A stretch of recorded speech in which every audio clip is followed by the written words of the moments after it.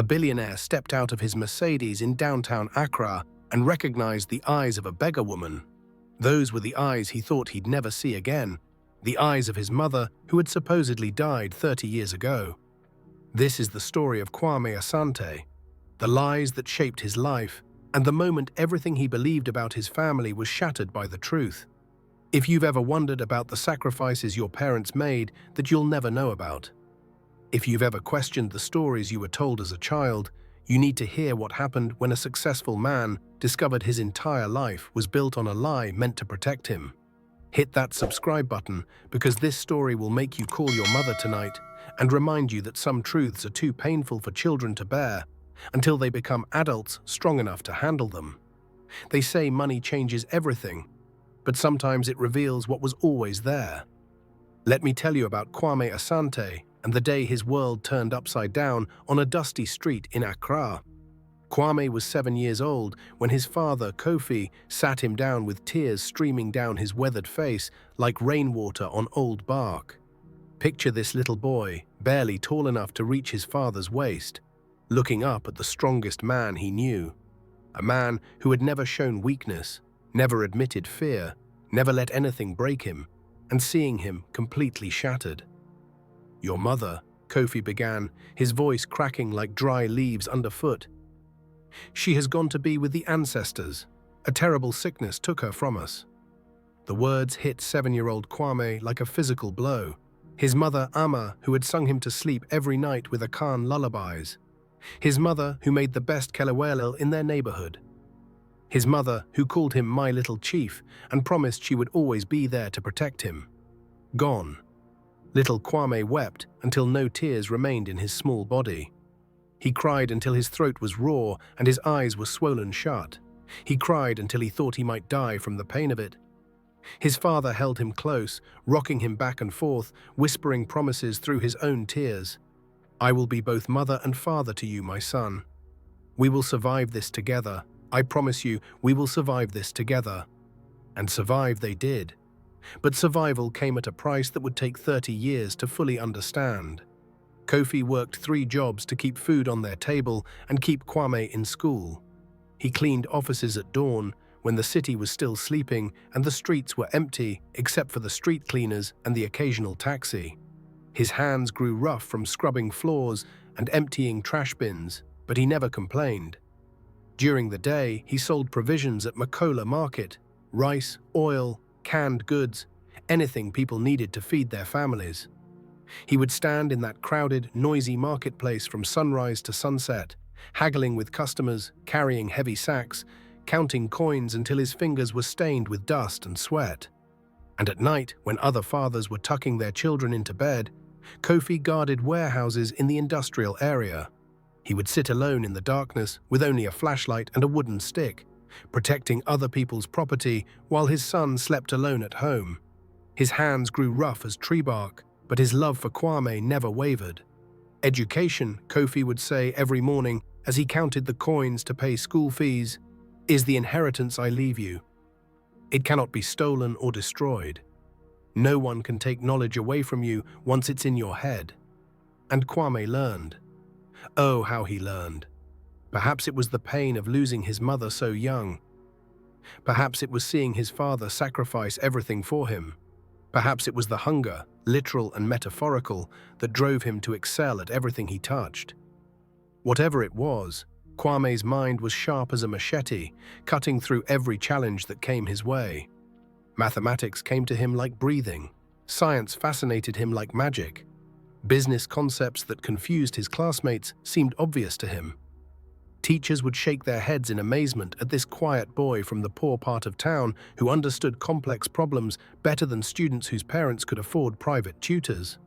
By the time Kwame finished secondary school, he had won every academic award available. Universities competed to offer him scholarships. He chose the best one and threw himself into his studies with the intensity of someone who understood that education was not just opportunity, it was survival. Years rolled by like seasons changing. At university, Kwame studied business and economics, but he also devoured everything he could learn about technology, finance, international trade, and innovation. While his classmates were at parties, he was in the library. While they were sleeping in on weekends, he was working part-time jobs and sending money home to his father. By 22, he had graduated with highest honors and started his first company, a small import business bringing electronic goods from China to Ghana. It was risky, it was exhausting, and it required every lesson his father had taught him about hard work and determination. By 25, that small import business had grown into a trading company with offices in 3 countries. The little boy who had cried himself to sleep after losing his mother was now employing 50 people and making more money in a month than his father had made in years. By 30, Kwame owned 3 companies: trading, real estate, and telecommunications. He had moved his father out of their old neighborhood and into a beautiful house in East Legon. He drove expensive cars, wore tailored suits, and attended meetings with ministers and foreign investors. By 35, the newspapers called him the Golden Son of Ghana, a billionaire who had risen from nothing, a success story that proved anything was possible with hard work and determination. But success, my friends, can be a double-edged blade. The higher Kwame climbed, the busier he became. Board meetings, international travel, investment decisions, expansion plans. His days were filled with the machinery of wealth creation. He loved his father deeply and took care of him generously. But their conversations became shorter, more focused on practical matters, and less on the emotional connection that had sustained them through those early difficult years. Kwame told himself this was natural. This was what success looked like. This was what his mother would have wanted for him if she were alive. He had no idea how wrong he was. One scorching Tuesday afternoon in March, Kwame was being driven from a meeting with the Minister of Trade to another meeting with potential investors from South Africa.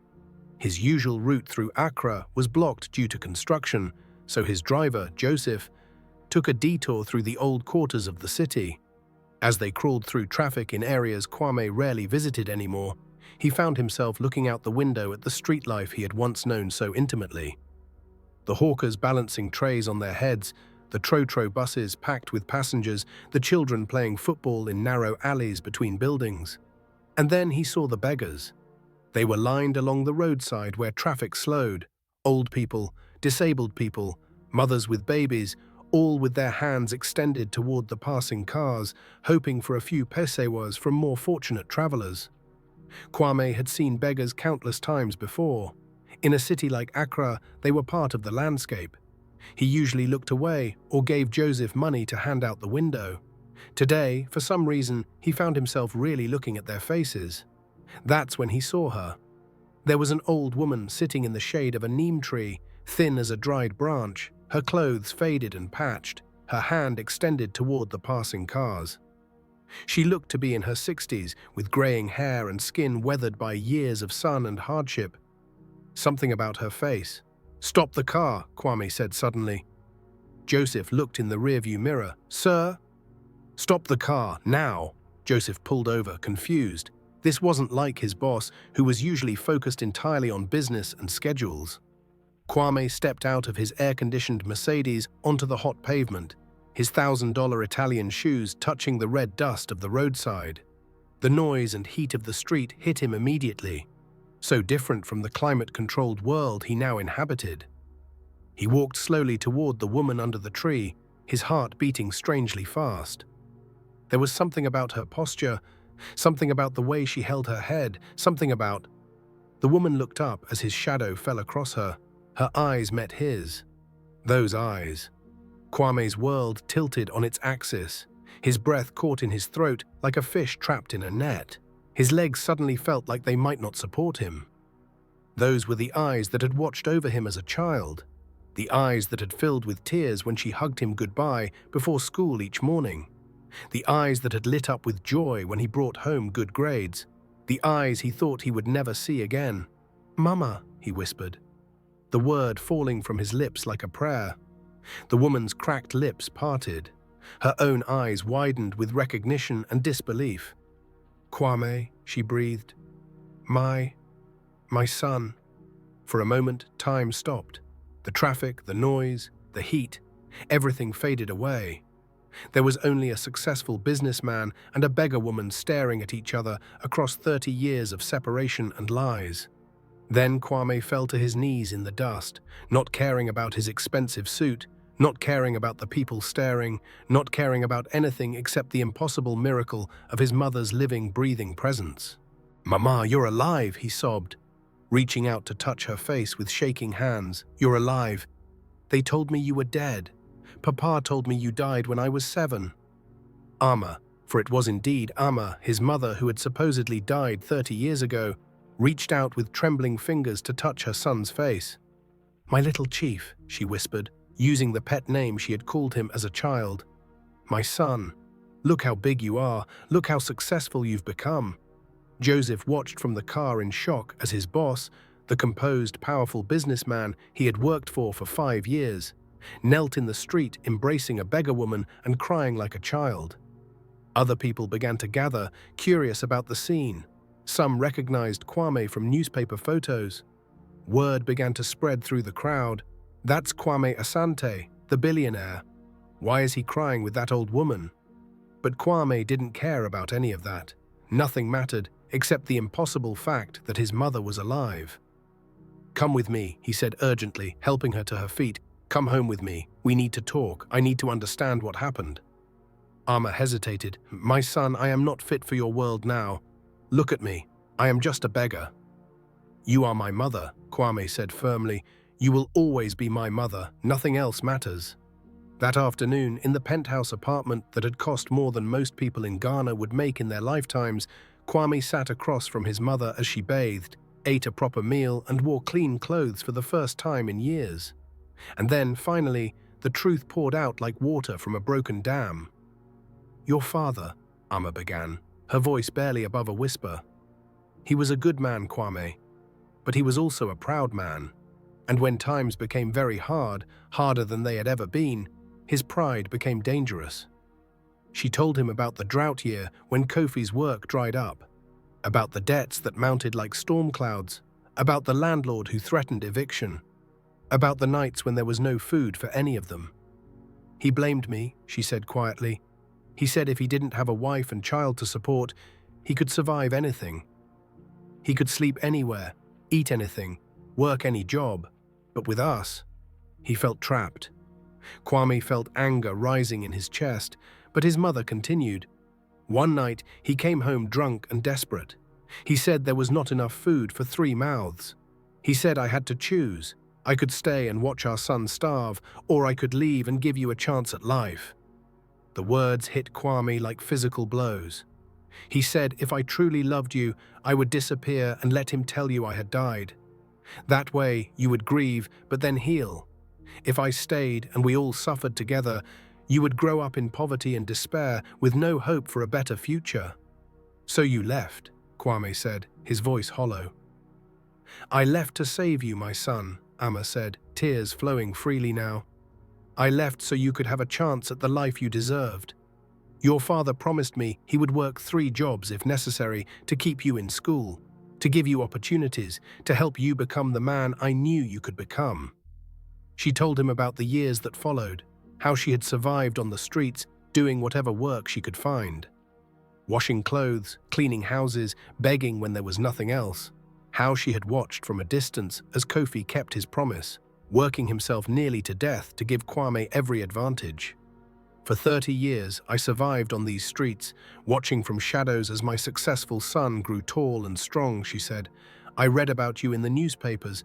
I heard people talking about your companies, your achievements. I was so proud, but I could never approach you." "Why not?" Kwame asked, though part of him already knew the answer.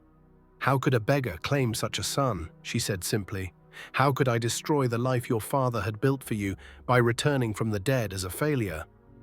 You had grown beyond anything I could have given you. I thought it was better to let you remember me as I was, not as I had become." The weight of 30 years of sacrifice crashed down on Kwame like a collapsing building. His mother had given up everything: her son, her identity, her dignity, her future, to ensure that he would have the chance to succeed. And she had watched from the shadows as her sacrifice bore fruit, never claiming credit, never asking for recognition, never disturbing the life she had made possible. That night, Kwame drove to his father's house in East Legon. Kofi was sitting on his veranda, reading the evening newspaper, looking like the picture of a retired man enjoying the comfortable life his son's success had provided. "Papa," Kwame said quietly. Kofi looked up, smiling. "My son, this is a surprise. How was your meeting with the South African investors?" "She's alive," Kwame said simply. The newspaper fell from Kofi's hands like leaves from a dead tree. "What?" he whispered. "My mother, she's alive. I found her begging on the streets of Accra." Kofi's face went through a series of expressions: shock, fear, shame, and finally resignation. "Kwame, I can explain. You can explain how you let me believe my mother was dead for 30 years while she was living like a beggar on the streets?" Kwame's voice was getting louder. "You can explain how you let me grieve for someone who was alive? You can explain how you let her suffer alone while we lived in comfort?" Kofi stood up, his hands shaking. I thought it was best for you. We were so poor, Kwame. You don't remember how bad it was. There were nights when we had no food, no money, no hope. I was failing as a father and a husband. So you chose to fail as a husband, to succeed as a father." "Yes," Kofi shouted, then immediately lowered his voice. "Yes, that's exactly what I chose, and look how you turned out. Look at the life you've built. Look at everything you've achieved. Would any of that have been possible if you had grown up with a mother who was begging for food?" "That's not your decision to make," Kwame replied. "That was our decision to make as a family." "You were 7 years old," Kofi said. "What decision could you make?" "I made the decision that gave you the best chance in life." The argument continued for hours, with 30 years of buried truth and buried pain finally surfacing. But underneath his father's justifications, Kwame could hear something else. The voice of a young man who had been desperate, overwhelmed, and terrified of failing his family. The voice of someone who had made an impossible choice in impossible circumstances. 3 days later, in the living room of Kwame's mansion, 3 people sat together for the first time in 30 years. Amma had been cleaned up, clothed properly, and given medical attention for various health issues that came from decades of street living. She looked older than her years, but there was something in her eyes that hadn't been there before: hope. Kofi sat across from her, unable to meet her gaze directly. He had aged considerably in just 3 days, as if the weight of carrying his secret for so long had been holding him upright. And now that it was revealed, he was collapsing under its true burden. Kwame sat between them, literally and figuratively trying to bridge a gap that seemed almost insurmountable. "I need to understand," Kwame said. "I need to understand how we move forward from here." Amma spoke first. "I don't blame your father," she said quietly. "What he did was wrong, but I understand why he did it. He was young, he was scared, and he thought he was protecting you." Kofi looked up at her for the first time since she had returned to their lives. "Amma, Let me finish," she said gently. "What he did was wrong, but what I agreed to was also wrong. I should have found another way. I should have fought harder to stay with my son. I let fear and pride keep me away for 30 years when I could have found ways to be part of your life." She looked at Kwame. "We both failed you in different ways. Your father failed you by lying to you. I failed you by staying away. But we both loved you enough to sacrifice everything we cared about to give you a chance at success. The question now," Kofi said, his voice rough with emotion, "is whether that love is enough to earn forgiveness." Kwame was quiet for a long time. He thought about the 7-year-old boy who had cried himself to sleep for months after losing his mother. He thought about the young man who had driven himself relentlessly to succeed, partly to honor what he thought was his mother's memory. He thought about all the nights when he had wondered what his mother would think of his achievements, never knowing that she was watching from the shadows, proud but unable to reach out. But he also thought about the sacrifices. His father working 3 jobs, never remarrying, dedicating his entire life to ensuring his son's success. His mother living on the streets for 30 years, watching her son grow into greatness from a distance, never claiming credit or asking for anything. They had both paid prices that no parent should have to pay. Forgiveness, Kwame said finally, isn't something that happens all at once.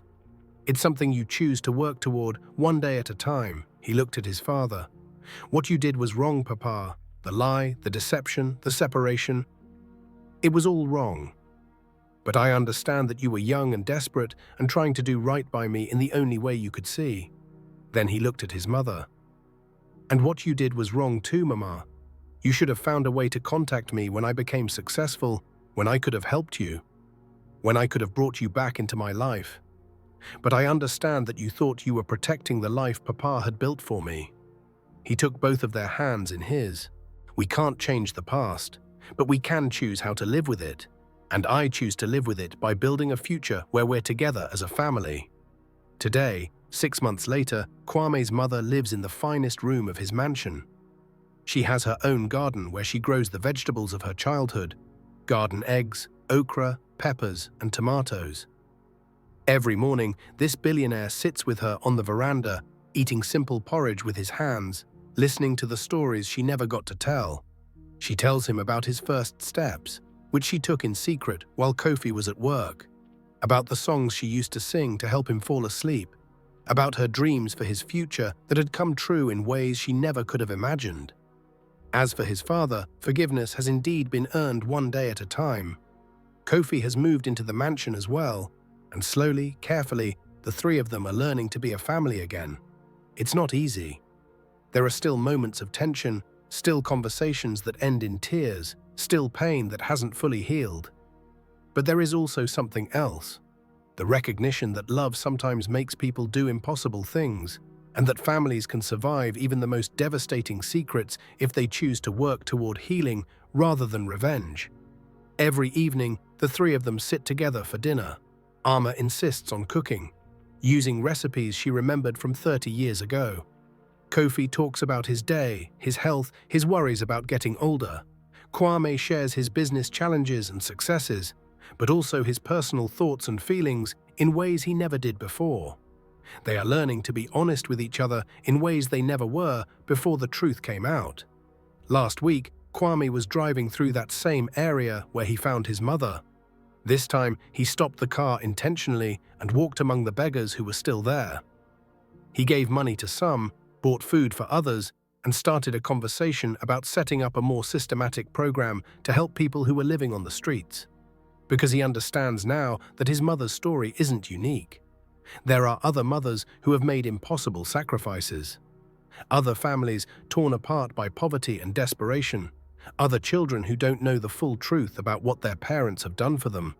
As he handed money to an elderly man who reminded him of how his father might have looked if their roles had been reversed, Kwame thought about the lessons this experience had taught him. That success without understanding is hollow. That the people who love you most are sometimes the ones who sacrifice the most for you, even when you never know about it. That truth, no matter how painful, is usually better than lies, no matter how well-intentioned. That forgiveness isn't about forgetting or excusing what happened.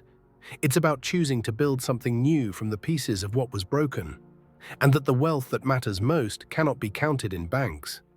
It lives in the hearts that remember you, in the hands that raised you, and in the truth that, no matter how painful, always finds its way home.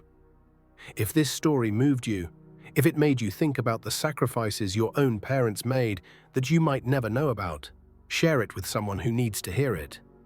Hit that notification bell for more stories about family, truth, and the complicated ways we show love to each other. And tonight, when you have a quiet moment, call your mother, tell her you love her, ask her about her dreams, her sacrifices, her story, because you might be surprised by what you learn about the woman who gave you life, and what she gave up so you could live it fully. Sometimes the people begging on the street corners are the same people who once sang you to sleep.